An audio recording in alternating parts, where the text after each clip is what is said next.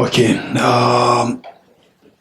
let us recite this mantra, which is on page Ye Dharma mantra, which verse it? Ye Dharma mantra, page 6.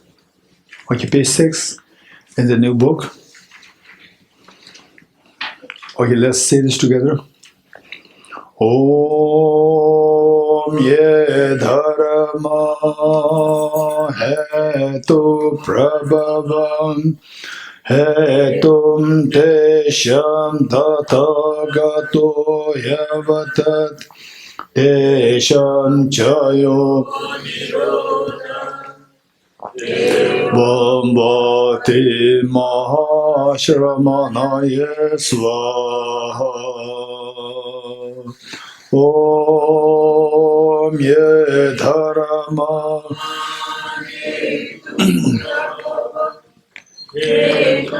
Esham tathagato yavatat Esham chayo nirodha Evam vati mahashramanaya svaha Om ye dharma hetu prabhavam hetum tesham tathagato yavatat tesham chayo nirodha Evam vati mahashramanaya svaha. Okay, let's turn to page 23. Okay, page 22. Sense direct perception, page 22.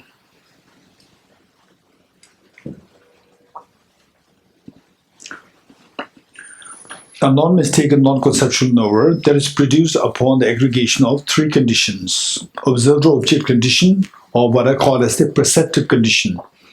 Number 2, uncommon and empowering condition. Number 3, immediate preceding condition.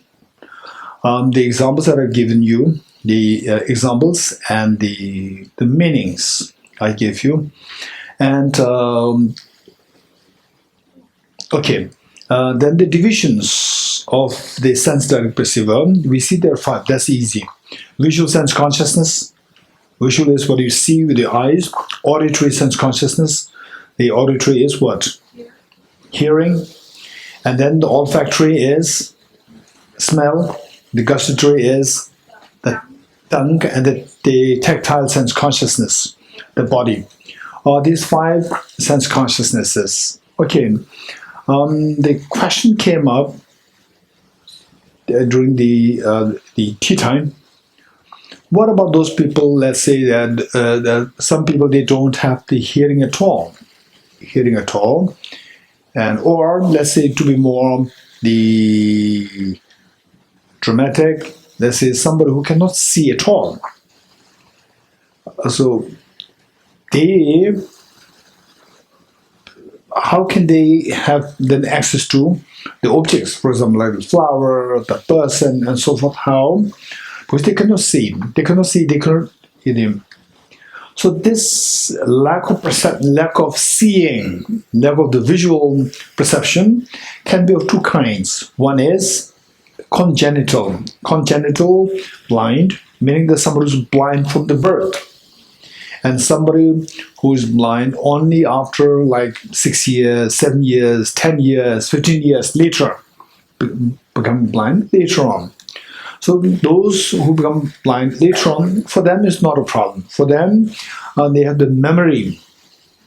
The person is operating on the basis of the memory and the other sense powers. For example, your mother has a unique way of walking. So you could hear the sound of well, some people, they're very sharp. You hear the steps. So from there you can figure out, oh, that's my dad. That's my brother. That's my neighbor. That's my mother. You can easily figure out, although you don't see the person. Okay, now my dad is coming from the sound of the steps. So the person is not using the eyes, person using the ear consciousness. And then say one thing. And then when you touch when you touch from there, the people, in some cases, people who are blind, the other senses are very sharp. They could just with the touch, you would feel whether it's, whether it's your brother, father, mother. You can easily figure out from the touch. The touch is so sensitive. One. So those who are blind from the birth, for them, what they use, they don't have any visual memories, but they do have the person. When you say you is not confined to the visual appearance. You also have the sound. You also have the smell. You also have the tactility. Right? You have all these, so you are not only confined to the visual appearance. You also have the other aspects. So they know you through the other aspects. You're getting it? Okay. This is one thing. Now the next point is the consciousnesses. How many consciousnesses can arise within us at a given time? At a given time. So there, the 5 sense consciousnesses can arise simultaneously. 5 sense consciousnesses can arise simultaneously, but the mental consciousness only one at a time. Mental consciousness only one at a time. This is very important concept. You're getting it? This is very important concept. For example, when you are angry, you can never be compassionate. When compassionate, you are never angry. So anger and the compassion cannot arise simultaneously within you. Yes, we're talking about anger and compassion, which are two opposing sort of mental consciousnesses, but anger and jealousy. Okay, good question. In fact, jealousy is a form of anger. There's a form of anger. Let's say that, let's say, oh, this is a flower. This is a good question, right? So compassion and anger, these two are just the very opposite nature. So these two cannot arise simultaneously. That we understand. But let's say there's a flower there, right? There's a flower there. Okay.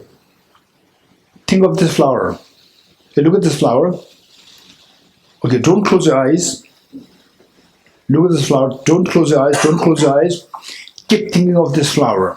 Keep thinking of this flower for the next 10 minutes. Oh, what do you hear? Huh? Car is beeping. Becking? Yes, car is becking or beeping. Right? When you say car is beeping, are you thinking of the flower? What happened to the flower? I asked you to think for 10 minutes. It's less than 10 minutes. What happened? It disappeared because your mind is deviated to the sound. When it's deviated, mental consciousness, when it's deviated to sound, the visual appearance disappeared. You're getting it? So mental consciousness is only one at a time. Don't forget this. Mental consciousness is only one at a time. Sensory consciousness and mental consciousness, these two can arise simultaneously. And the 5 sensory consciousness can arise simultaneously. 5 sensory consciousness, all can arise simultaneously. All can arise simultaneously. All 5 sensory consciousnesses. And 5 sensory consciousnesses plus mental consciousness, simultaneous. Mental consciousness, within the mental consciousness, only one at a time. And for information, one thing which is different, according to Sigmund Freud's, the psychology, and the other psychology, and the Buddhist psychology, is that according to Buddhist psychology, particularly within the Buddhist psychology, again there are some splits, there are some divisions of the 4 schools. The first school, they talk about what is known as a being meaning a person, a being without consciousness. Whereas, according to Chittamatra, Madhyamika, these 2 schools said no. The moment the consciousness is out, you are not a being, you are a dead person. So even when the person is in an unconscious state, faint, the consciousness is still there, but the consciousness is in a very subtle state. When it is a very subtle state, the consciousness and its dependency on the body, the dependency is much less. As the consciousness is very gross, then the dependency on the body is very strong. Whereas as the consciousness becomes subtler, the consciousness dependency on the body is less. So, for example, body movements, eye movements, blinking, and so forth, and the breathing is one thing. The body, physical body, the voluntary body movements, they are all very gross physical movements which are controlled by the mind. So, as the very gross mind, as mind becomes subtler, then the mind becomes independent of the voluntary body movements, such as and because of which you see that you move when the person's in a faint or coma, then you move the hand like this, the hand will stay like this, wherever. You're getting it? So the person is freed of the physical movements. In other words, even though what we call as, oh, now the person is in coma state, vegetative state, we may think that the person does not have consciousness. No, the person still has consciousness. Person still has consciousness. Not only has consciousness, oftentimes, because the person is so disconnected with the muscles, voluntary muscles, therefore we see that the person is like a corpse. But no, the person can still, in many cases, person can still hear you. Because the person's mind is dissociated with the physical muscles. Muscle movements stop, and what makes the eyes to blink? What makes the hands to move? It's the muscles. When the muscles are disconnected with the consciousness for temporarily, then we think that the person is dead. It's not that. The person is still hearing you, right? So therefore, there are cases where the people who are taking care of the patient, when the patient goes into state of coma or faint, then for a long time, like 1 day, 2 days, 3, 4, so forth, and the person who's taking care of them, then the thing, okay, now the person is dead, we will now cremate the person. No, you are hearing everything.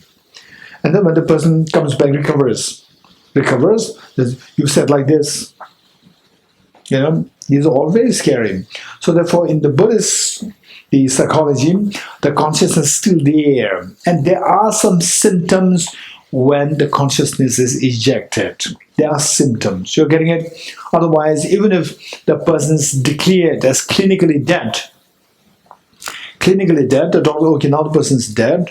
So from Buddhist psychology point of view, the person is not dead. Person is still in the process of dying. It's not dead yet. Dead means end, dead end. End. It's not in the end, in the process of heading towards the end. Process. So there, the consciousness is still there. It is not yet ejected. Only when the consciousness is ejected, that is what is referred to as the dead. So, therefore, many of the teachers, really great practice meditators, some of them, they sit in the meditative equipoise. Even after clinically declared dead, the person remains in this meditative equipoise for like 10 days, 19 days, 20 days, in some cases 1 month, sitting in meditative equipoise. And what are the indications that the person is still in meditative equipoise or actually dead? Clinically, the person is declared dead. Clinically dead. But from Buddhist point of view, from Buddhist psychology point of view, the person is not yet dead. The person is in the process of dying. What do you mean by process of dying? The person is not yet dead. There are indications. What are indications? They say the facial glow. Facial glow. What do you see the facial glow now? Each other. Facial glow. You see this glow there. And when somebody dies, we think that the person will have the same glow. No. The moment the mind ejects from the body, the glow will disappear. The glow will disappear and become, in many cases, you can't even identify the person. The moment the glow disappears, and then the face will assume very dusty like phase. And then this is one indication, glow disappears, number one. Then number two, that the from the nose, the fluids will flow. The fluids will flow. There are such indications there. Until these indications come out, the subtle consciousness is still there, known as the clear light mind. Clear light mind, that is still there. Subtlest of the mind is known as Öselkisem. In Tibetan, Öselkisem. Ösel. Clear light mind. That is still there. So, therefore, when somebody dies, it is not advisable to to cremate the body right away. This is not a good the idea. The best thing is, for example, when I lost my father, then I told my sister and brother that in fact, no need to consult any astrologer. I told them, but they did consult the astrologer, and I told them what it is, because I was away, but we have communication through phone call. And then I asked my sister and brother as to what is the question, and I sort of gave some date, within the 1 or 2 days. I said, no, keep it minimum for 3 days. Minimum for 3 days. Keep the body for 3 days. Don't worry about the astrologer's prediction. Don't worry. If they say more than 3 days, very good. If less than 3 days, don't listen to them. Keep it for 3 days.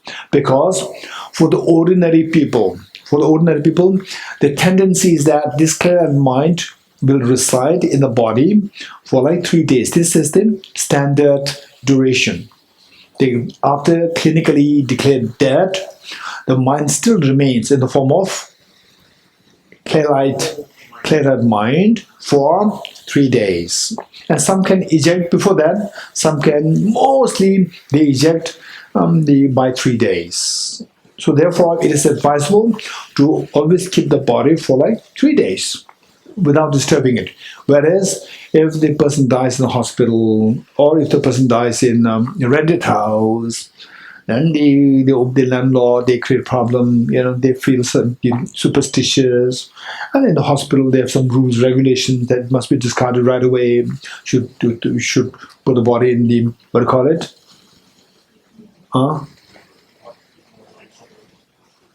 Mortuary, right? Or you don't take the crematorium directly. Right? Okay.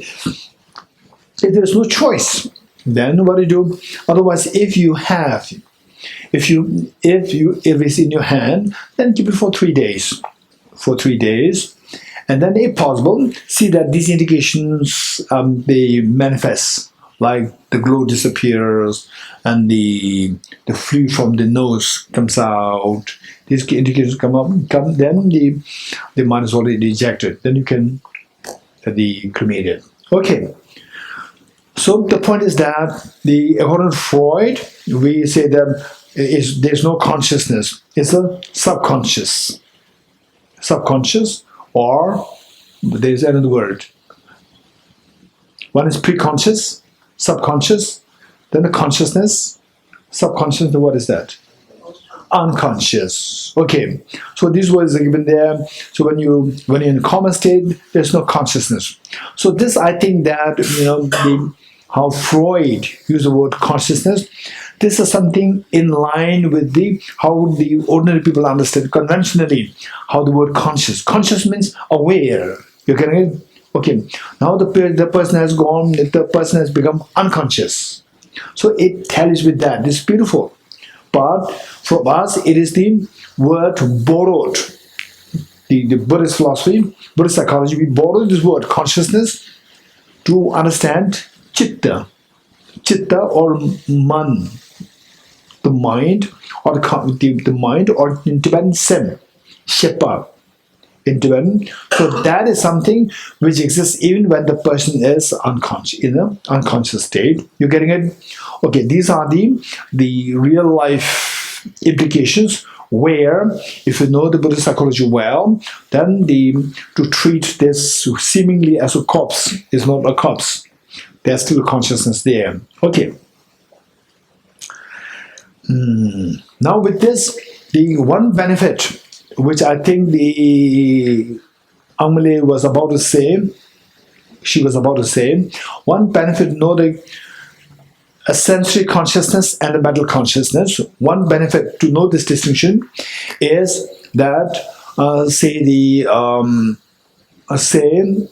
people who don't employ their mental consciousness in particular, they just always chase after the sensory consciousness. What do you see? Oh, nice view of the alcohol. It's good alcohol, and then it's good food. This all chasing after the sensory consciousness, right?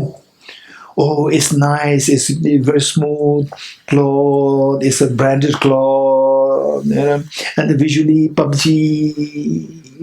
All this, all falling after the chasing after the sensual. Then the dependency on the sensual, dependency on the sensory. More the dependence on the sensory, weaker the person is. The person's weaker. So therefore, say the indulgence into alcoholism, drugs and so forth, they become so dependent on the external. They don't train to train the mental consciousness. So if you know the distinction, mental consciousness and the sensory consciousness, first thing we could do is that if you see somebody like alcoholic or the drug addict, or somebody who comes with some problems, crimes and so forth, just observe the person so well to see where the person chases after the more sensory or the mental.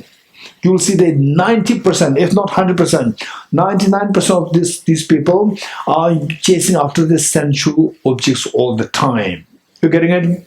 So then you have to train how to let the person become more independent, to employ the mental consciousness and be freed from more freed from the sensual objects, chasing after following the sensual objects. That's the first thing that we can do. And then finally, the meditation. Right? Finally, to administer your mind, to control your mind, to administer your mind, it is to be done through the meditation. And this meditation, only when the person knows how to employ the mental consciousness, not to follow the sensory consciousness, then when you teach meditation, it's very effective. Till that point, when you teach the person meditation, the person will feel so bored instantly, because you are in a way trying to tell the person to be directed inward, where the person is not ready. So you have to see where the person is, more towards outside, more towards inside. More towards outside, then see, use tactful means to bring the mind back to the inside. Once inside, got there, the person does not really care about, oh, the weather is so cold, it's so hot, the food is not so nice, right? Not so nice, or this person is not saying nice things about me. This all sensory based, dependence on the sensory. The more you're dependent on the sensory, more vulnerable we are. You're getting it? The more the vulnerable we are, we can easily be affected by external factors. When you're easily affected, what is the easiest way to do? What's the easiest way to get away from that problem? Go to alcohol. Go to drugs. You're getting it? When your mind is so anxietic, so depressed, so stressed, so depressed, you want to forget all these the stressful situation. How? The best thing is alcohol, the drugs. Then you go do what? What kind of drugs are there? Ecstasy. What else? Brown sugar, ecstasy, opium. Right? Don't go for this. This is easiest, and the easiest ones will always destroy you. Easiest ones will destroy you. You're getting it? So therefore, they are the easiest to temporarily give you relief, and they will destroy you for good. Therefore, the skillful way, real counselor should be able to see the distinction between the sensory and the mental consciousness, and see how this patient is directed more towards the sensory rather than the mental, and then teach the skill how to deviate the mind from the following the senses towards the mental. Once there, then you teach the meditation. Then the person will start feeling the joy. joy in inward looking and will be less affected by the external factors. External factors will not affect us much. So therefore now he can see instead of the drugs as a solution, he or she can see the solution inside as the internal resource, not looking for external resources. Okay, this is very important. So all meditation ought to be done by the mental consciousness, not by the sensory consciousness. So with this we will learn a skill. If you learn this sensory consciousness with the versus mental consciousness, you will learn a skill where to separate your mental consciousness from the sensory consciousness. Okay, believe it or not, with the meditation, when we give the teaching on meditation, instruction meditation, then after doing the meditation, I ask the question to the audience. Any challenges that you face? One of the most common challenges people come up with is that you ask us to meditate with the eyes open. So when I do meditate with the eyes open, my mind always sees what is in front of me, which means that mental consciousness is always following the sense consciousness. You're getting it? Okay, there you fail to separate the mental consciousness from the sense consciousness. If you do not learn the distinction between the sensory consciousness and mental consciousness, once you've learned this, okay, this is interesting. The consciousness, our mind, can be divided into sensory mind and the mental mind, mental consciousness, two. And of the two, meditation done by the mental consciousness. So sensory consciousness and mental consciousness, the two can be separated. Not like, the man and the shadow. Where the man goes, the shadow follows. Where the eye goes, the mental also follows. No, we can separate it. How? Right? Through the meditation, you practice it in such a way that, for example, say I'm looking at Buddha, right? My eyes are looking at the Buddha, but my mental consciousness is meditating on my own mind. You're getting it? So my eye consciousness is focused on Buddha, but my mental consciousness, the Buddha thinks that Krishna is staring at me. Right? I'm not staring at you, right? I'm thinking. And then particularly if you're with a group of people and who talk something nonsense, gossiping, right? You just be there, open your eyes and do meditation. And they think that you're taking part in the group, right? You're not taking part in the group. You're doing a meditation. You're getting it? This is how we learn the skill of separating your mental consciousness from the sensory consciousness, and let the sensory consciousness just ignore sensory consciousness and the mental consciousness, keep it very active and meditate. You find the joy inward, from inside, joy from inside. You're getting it? Okay, this is a very important point. Next.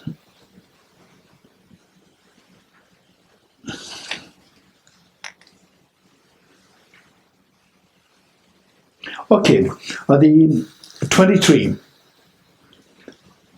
page 23, B, mental direct perceiver. Now I'm going to go through a little faster. We have only 2 more days, tomorrow and after tomorrow. Okay, tomorrow we have class at what time? Okay, tomorrow. Okay, 10 to 1, 2 sessions in the morning, 1 session afternoon. Oh, good. Okay, so this is okay. So because of this, I'll do a little quickly so that there are very important points in the end. After completing this, then there is about the mental factors. These I like to do in more detail. Then if time permits, time allows, then I want to go into the end part, which is the page 52. Page 52, which is very important. Other important topics under Buddhist psychology. All these important topics I will not go into detail, but at least try to introduce these concepts. They are very important concepts there. Okay. Mental direct perceiver. Mental direct perceiver, definition: a non-mistaken, non-conceptual knower that arises from its own mental sense power. So the mental direct perceiver, mental, it is not the sensory direct perceiver, mental. Mental means what sense is used. It's a mental sense power. mental sense power is used. It does not use the physical sense power. From its own mental sense power, as is uncommon empowering condition, types of mental direct perceivers are, okay, those that are indicated in the sutras. Mental direct perceivers depending on the mind. For example, those induced by sense direct perceivers. The example that I gave you, look at the flower for 5 seconds with your eye consciousness, and then you close your eyes. The moment you close the eyes, there's one moment of the mental direct perceiver which sees the flower as clear, as vividly as how your eye consciousness saw the flower. You're getting it? That is known as the mental one kind of mental direct perceiver. Mental direct perceives depending on the mind, that is those induced by sense direct perceivers. I sense direct perceiver, 5 moments, 10 moments, whatever. And very next moment, there's one moment of mental direct perceiver apprehending any of the 5 sense objects, not only visual object, sound, smell, odor, taste, tactile. Okay, those that are not indicated in the sutras, don't worry about the sources from where or what was taught. Don't worry, just know that what kind of mental direct perceivers are there. Mental direct perceivers induced by states arisen from meditation, such as the 5 clairvoyances. So when you meditate, when your meditation becomes very refined, then your mental consciousness at the moment, okay, what's the difference? Look at the flower with the eyes. Okay, how vividly do you see this flower? Now think of this same flower. Okay, what's the difference in the, what is the difference between these two consciousnesses? The one with the eye consciousness seeing it, the one your mental consciousness thinking about it. That what is the difference in terms of the clarity of the flower? Very quick, somebody. What's the difference between these two consciousnesses? The first, eye consciousness seeing the flower. Second, your mind thinking of the flower. What's the difference between these two minds pertaining to the clarity of the object, clarity of the flower? Yes, of Pratik? Getla, the first one is more clearly seen. We can see the details again. Exactly. The first one is very vivid, and the second one, when you think about the flower, it is not as vivid as what you saw with your eyes. You're getting it? Okay. So, the example that I gave in the first class is that the impermanence of your body. When you look at your own body, you see that I am young, right? I am young. This body is so young, it's not changing. You look at your hands, is it changing? Right? And then you may feel, oh, there's some vibration happening in your hands. Okay, then look at somebody else's hand, you see the vibration. Hey, look at the other person, show your hand to somebody else. Particularly Pepper Simla. No, you don't touch. Look.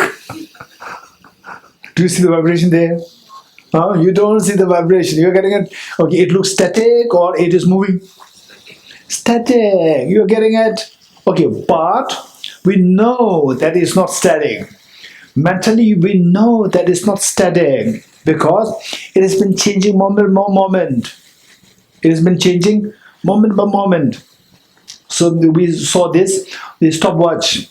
You press it, it moves so fast. This is exactly how a body moves. Very scary if you think about that. Then you think about this, think about this. Then gradually, this experience that my body is changing becomes so vivid. That is known as Sadie. The mind is getting some level, or some very refined, focused level where you can see many things which you otherwise don't see with your mental consciousness. For example, how many you can hear the sound of 100 kilometers away, a sound which exists 100 kilometers away? You cannot hear. Okay, how many you can see those things which are right now happening in America? You don't see. You getting it? Okay. So these are because of the limitation of our eyes and the ears.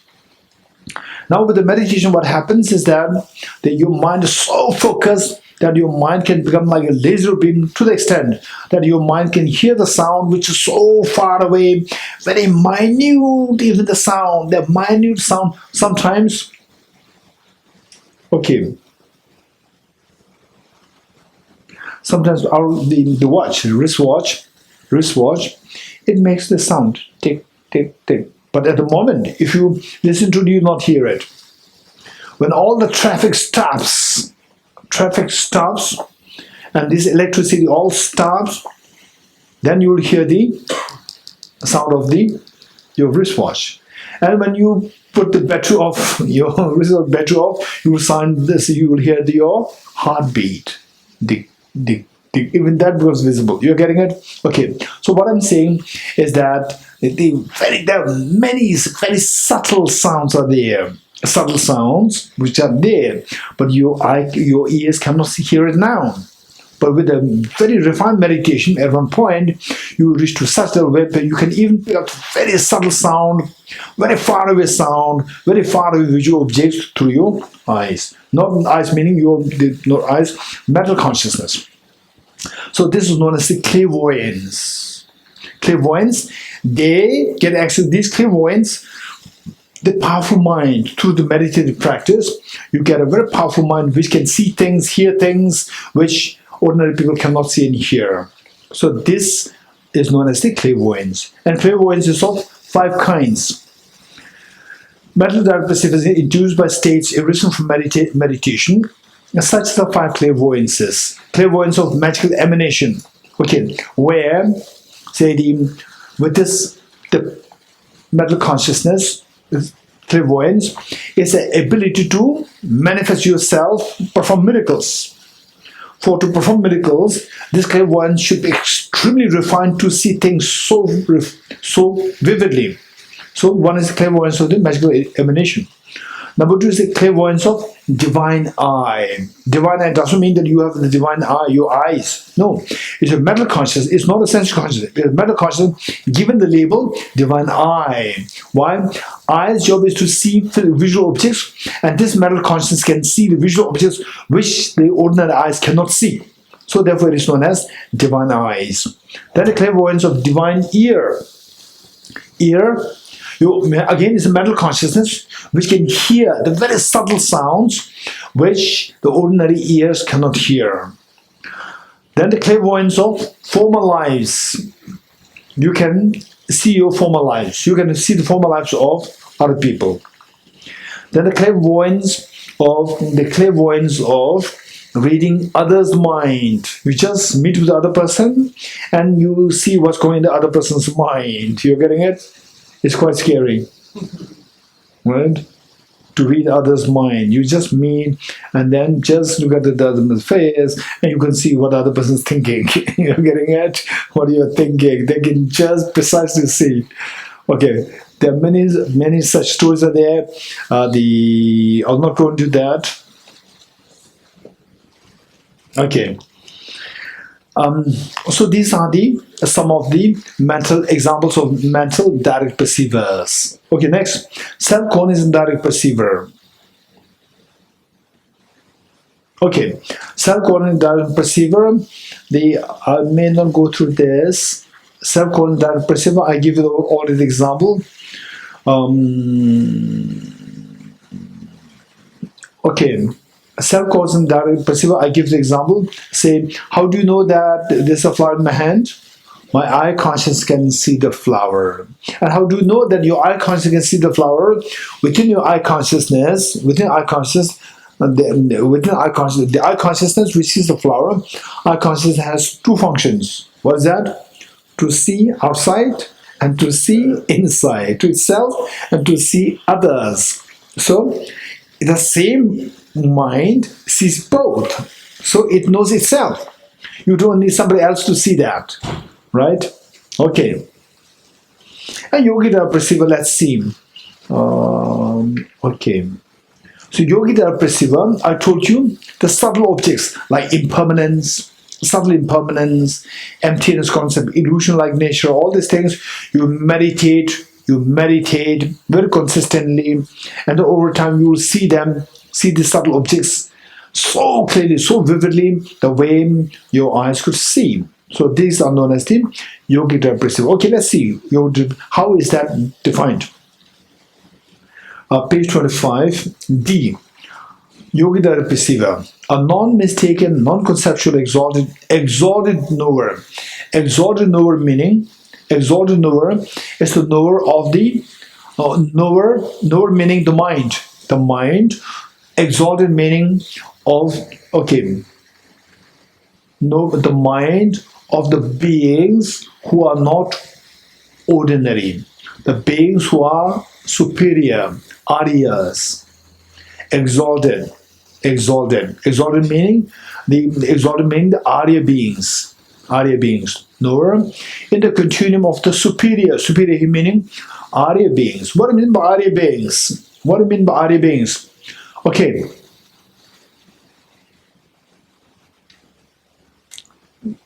Gate, Paragate, Parasamgate, Bodhi Swaha. So each one of us, we have the true Buddha, a seed of the Buddhahood inside us. Each one of us is there. It is there.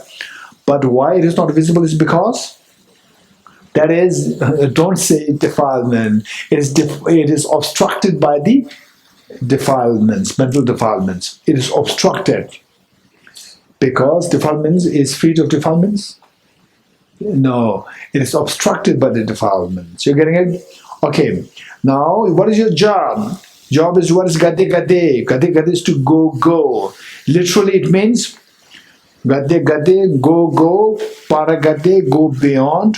Parasangade, go utterly beyond. Bodhi swaha, establish your full awakening. Establish your enlightenment. Go beyond. Go utterly beyond. Establish your enlightenment. This is the meaning.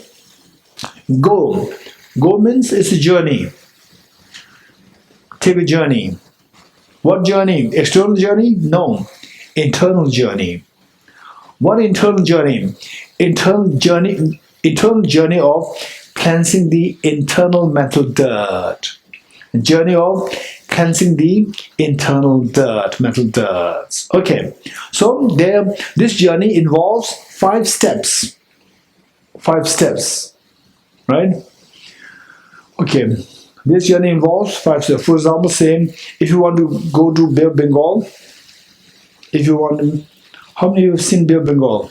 Indrajitji, Bay of Bengal you've seen? Okay, anybody else? Bay of Bengal? Yes. Okay. If you want to go to Bay of Bengal, if you don't know and you are in Gangotri, it's very easy. First you jump into the river Ganga, then it will take you to, from Gangotri it will take you to Rishikesh. From Rishikesh it will take you to Haridwar. From Haridwar it will take you to Varanasi. From the Varanasi it will take you to Bengal. You're getting it? Jump into the river, and from Gangotri it will take you to Rishikesh, Haridwar. Which comes first? Rishikesh. Okay, from Gangotri it will take you to Rishikesh. When Gangotri is Gate, it will take you to Rishikesh. Second Gate, then it will take you to Haridwar with this Paragate, then it will take you to Varanasi, this Parasangate, then to Bengal, Bodhi Swaha. Right, this is how we go. And now, so this is the 5 steps of cleansing the mind. Gade gate, paragate, parasamgade, bodhi swaha. Of the 5, what is the third one? Paragate. So these 5, they have their specific technical terms. The specific technical terms are, the first one, gade is path of seeing. No. Path of accumulation. The first one is path of accumulation. First gade. Second gade is, okay, a path of accumulation in Tibetan is soglam. Path of accumulation is soglam. Then number 2 gade. Number 2 gade is path of preparation, jorlam. First one is soglam. Number 2 is jorlam, path of preparation. Number 3, the paragate, path of seeing, in Tibetan, tonglam. Number 3, paragate, path of seeing, in Tibetan, tonglam. Then the number 4, tonglam. Number 4, parasangate, fourth path, which is path of meditation. Path of meditation, in Tibetan, gomlam. Gomlam. Then last one, Bodhiswaha, path of no more learning. Miloblam, path of no more learning. Miloblam. Okay, all these we should have on our fingertips. These are very important. Believe it or not, believe it or not, some people, when we do the class like this, we make it very easy. And then what happens is that, oh, that's easy. Then what happens, some people, they're very smart, right? They try to, yes, they're easy. Then they learn, they start accumulating this knowledge. Then over time, I ask some questions back and forth. Some people who have been very smart, trying to revise everything, they have the cumulative effect. That I ask any question from anywhere, they have the answers on your fingertips. Whereas some when I explain it, it's easy. I try to give examples, make it easy. Oh, that's easy. They don't accumulate at all, right? Or today, okay, stipend 500 rupees, you finish it today. Tomorrow, stipend 500 rupees, finish it tomorrow. Then after whole 1 year, what you are left with only 500 rupees, only today's stipend. But others keep accumulating 500 today, 500 tomorrow, 500 tomorrow, 500 into 360 years. Don't say a lot of money. 500, 360. Okay, do calculation. Quick. Do calculation. All this calculation, they spoiled us. They pampered us. 1 lakh. 1,80,000, right? One person is having 1,80,000, and you are just having 500 rupees. What are you doing with 500 rupees? You're getting it? Okay, so therefore, some people, they're very smart. So this is the difference that I notice. Some who have been very meticulous with the knowledge, try to take every bit into, as important. Towards the end, they are so rich. They can really teach others. They can teach others. Somebody who's just in this Buddhist psychology or Buddhist philosophy for 1 year, 2 years, they can teach people who are into Buddhism for the last 10 years. They can teach. Because those who are into 10 years, they have been just, getting the 500 rupees and use it today, finish. Tomorrow, nothing left. But those people who keep accumulating, so they will feel the cumulative effect. This is very important. Okay, with this exalted knower, we are trying to explain what exalted is. Exalted meaning those beings who are referred to as the exalted and exalted knower. Exalted knower is the exalted mind. Exalted mind is the mind which the Arya beings have. What do you mean by Arya being? Arya being is those who reach the Paragati level. What is the Paragati level? Path of seeing, Tonglam, path of seeing. What is so distinctive of the path of seeing? What is so unique of path of seeing? That is superior path because it is superior in the sense, superior in seeing the ultimate reality. How the ordinary people see the ultimate reality is conceptual. Now you know conceptual, non-conceptual. So how the ordinary people see the ultimate reality is seeing the ultimate reality conceptually. And how those beings who reach the third level, Paragate, Parasamgate, Bodhisattva, part of seeing, part of meditation, part of no more learning. So these three, that people see the ultimate reality directly. They see. So therefore, the third part is known as part of seeing. See the emptiness, see the ultimate reality directly. You're getting it? Okay. So these are those people who see the ultimate reality directly. They are known as superior beings or the Arya beings. And their mind is known as exalted wisdom. Exalted, superior, exalted wisdom. Okay. Conceptual exalted knower in the continuum of a superior. Okay, now look. Superior meaning the beings who reach the Arya path. What's the Arya path? Path of seeing and above. Path of seeing and above. Arya superior. That is produced from meditative stabilization, through meditation. Stabilization, which is a union of calm abiding, okay, calm abiding / Sanskrit shamatha. Calm abiding in Sanskrit, it is shamatha. Tibetan shine. Tibetan is shine. Shi means calm. Ne is abiding. Shine. Shamatha. And special insight. In Tibetan, it is Thaktong. A special insight Thaktong. So, calm abiding and special insight, union of the two. Okay, then we have to know what is calm abiding, what is special insight, right? So this we will not have time. But I'm very happy that the Pratik, I can know that he enrolled in the Nalanda diploma course. So those of you who are not a part of Nalanda, who have no clue about Nalanda diploma course, the window is still there for enrollment. Those who you're interested to study all these. What we're doing here is just in rush. We're doing it. So for another diploma course, we do it on more detail, more relaxed, and more detail. If you're interested, still the enrollment, although the date of the deadline of the enrollment already finished January 31st, but still we kept it open for another one month. So those of you who are interested, still there's a window for enrollment, possibility for the enroll. But whereas if you have huge responsibilities and too much on your plate, then no need to do that. Otherwise, I would highly recommend you to do it. And this does not require too much of extensive studies. You just listen, dedicate like 4 hours a week. That's good enough. You're getting it? Okay. This is one thing that I'll share with you.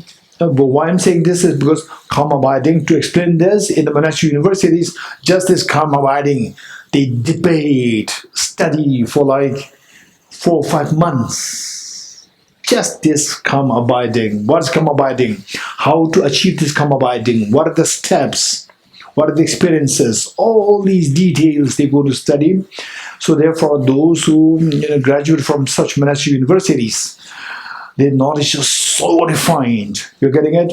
So therefore, but we do have the opportunity to learn these things through Nalanda diploma course, calm abiding, and then later on, Nalanda master's course. Okay. Calm abiding and special insight, and which has become, and then to know these things, actually, I remember His Holiness the Dalai Lama once, he mentioned this in his public discourse. Nowadays, the time is so degenerated that the lamas are busy, the students are busy. Students don't have time. The lamas meaning the gurus, they don't have time. Likewise, okay, in our case, say I'm sure that if this class is for 1 month, the number is going to be much less, because people cannot really. That you have your studies to do, your university studies to do, your college studies to do, your responsibilities and so forth. Okay, so the point is that these things come about, especially if you know this so well, you can see your mind. You can see your mind so clearly.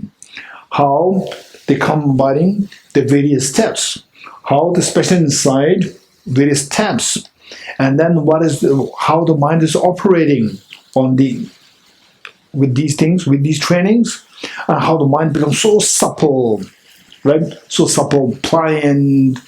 It's so beautiful. It's so beautiful. But the things that we cannot really, if you say that we studied the Buddhist psychology in 5 days, but don't disclose this secret to the monastic university monks. They will ask how many years you studied. You say 5 days. Okay.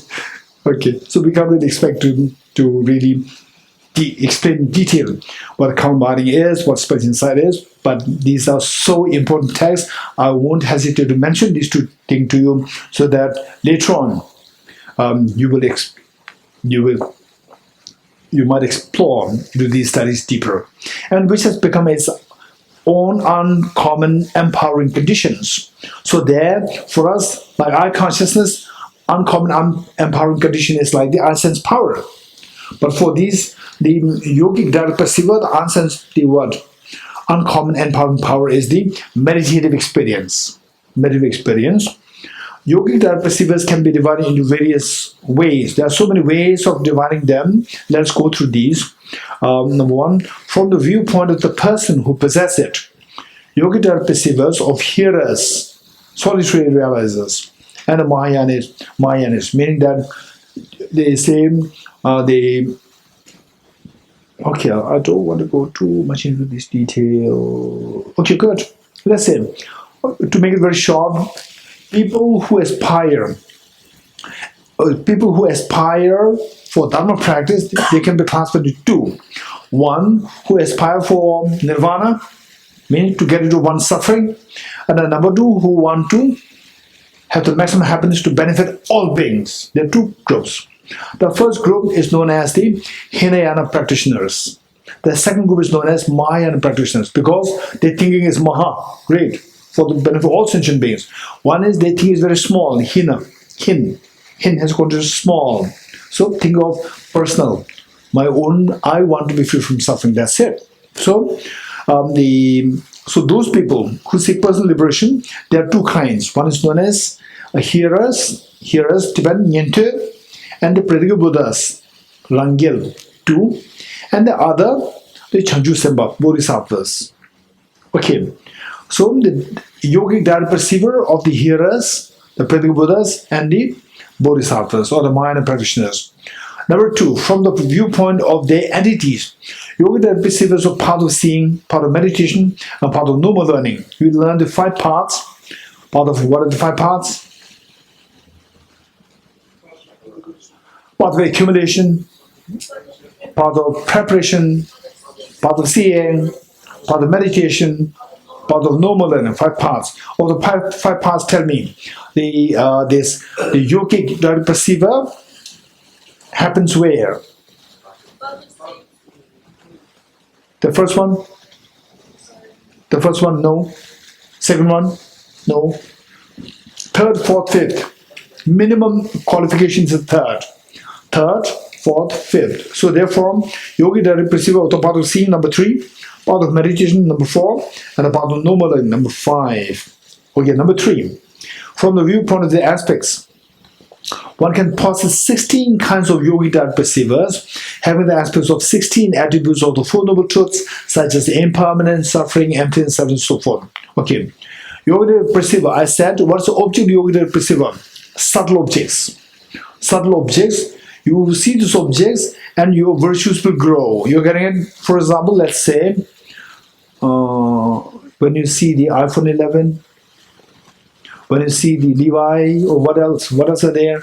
The girls, they have the very expensive bags. What do you call them? What is those company? Huh? Louis Vuitton. What else? Huh? Okay, so these, when you see these branded bags and so forth, what happens?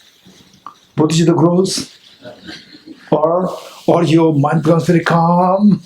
No, it gets excited. So the mental disturbance happens. I wish somebody is going to see this bag and give it to me on my birthday. Right? Mental disturbance happen. Whereas there are some people you meet, like for example, His Holiness the Dalai Lama, you see him, you see the person, your mind simply melts into peace. Some people you see, your mind boils into agitation, right? So the object differs. Object makes a difference. So what kind of objects are there which will make your mind more refined? Right? So what is standard answer given was that there were 16 such objects. 16 such objects are there. What are these 16 such objects? 4 Noble Truths. What are the 4 Noble Truths? Truth of suffering, truth of cause of suffering, truth of cessation of suffering, truth of path leading to the cessation. 4. What is that? Dungay Damba, Kunju Damba, Kobe Demba, Lamge Demba. Okay, the Four Noble Truths. Each of the Four Noble Truths have 4 divisions. 4 into 4 is 16. I will not go into details of the 16. Hopefully, all the 16 aspects are there in this book. In this book, it was the end. Which end? End notes. End notes. This division should be there. Okay. Then number 4. From the page number 25, number 4, from the viewpoint of having aspect of coarse and subtle substance. Okay, I'll skip that part. This is going to be a huge topic in itself. Very important though, very important subject. It will take us at least like 2, 3, 4, 5 sessions. I'll not go do that. Okay, next. 26. 26, inferential colonizer. In Tibetan, Jepa. Inferential colonizer.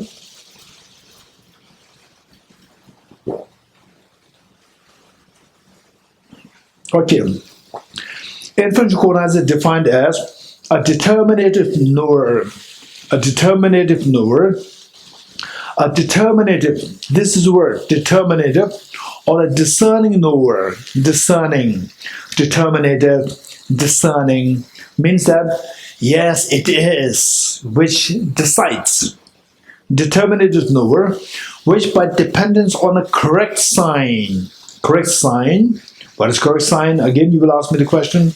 As its basis is incontrovertible. Incontrovertible meaning the unmistaken, without error, errorless, with regard to a hidden phenomena as its object of comprehension. Okay, how many key points are there? Determinative knower, number 1. Dependence on correct sign, number 2. Then number 3, incontrovertible. With respect to number 4, hidden phenomena as the object of comprehension. Okay, so there are 4 key points we have to remember to know what is inferential colonizer. Okay, we'll go through these in detail tomorrow. Okay, we'll stop here and then lunch. And after lunch, if those of you have time, you can come here again. It may, even if you can sit for like half an hour, this is good enough. And others can stay for like 1 hour. Others do not have time. You can sit at least for like half an hour to see what's group discussion like. And in the Jidla, you can, take the lead. And Alhamdulillah, because you are into the master's course, and Alhamdulillah, right? Okay, and Pudila also. And those of you, Onshura is there. And of course, Ajila. If Ajila is going to be here, please help the younger ones. Perfect. So Ajila will be also here after lunch. They come at about like say 2, around 2. Then you can sit for like 1 hour till like 3. So Ajila is going to be there. Ajila has been attending these courses for so long, and of course Gela is there. Again, Pandit Tundu Bandela. Okay, Tundu Bandela is there. Tundu Bandela will be there to help us. And then we have, okay, so many of you are here. Okay, questions? Yes. Okay, so this is what I like to suggest. And those of you who do not have time, at least stay for like, 15-20 minutes to see what's the discussion like. And those of you who have your time, you can sit for 1 hour discussion. It will be very helpful. And with the discussion, even if you may not get the answers, you may not get any answers, but as long as the questions are coming in your mind, questions are coming, you're not happy with the answer given by this person, that person, so forth, you're not happy, even that is a great learning. From this, what is precious is the inquisitiveness, inquisitiveness, and wanting to, what could be the precise answer? I'm not happy with this answer, I'm not happy with her answer, but what could be the precise answer? That desire to learn, that is so precious. Okay, we'll stop here. Direction prayer, very quick. Pujila. Direction prayer, just the three verses. Page 50 something. Page 52 in the new book, page 52, just the 3 stanzas, dedication. I dedicate the merit thus gathered towards the realization of the deeds and the prayers of Buddhas and Bodhisattvas of the 3 times, and to the upholding of the doctrine of scripture and insight. May I in all lives, through the force of this merit, never separate from the 4 wheels of the mind or vehicle, and accomplish all the stages of the path, renunciation, bodhicitta, perfect view, and the 2 stages. From my 2 collections, vast a space that I've amassed, from working with effort at this practice for great length of time, may I become the chief leading Buddha for all those whose mind's wisdom eye is blinded by ignorance.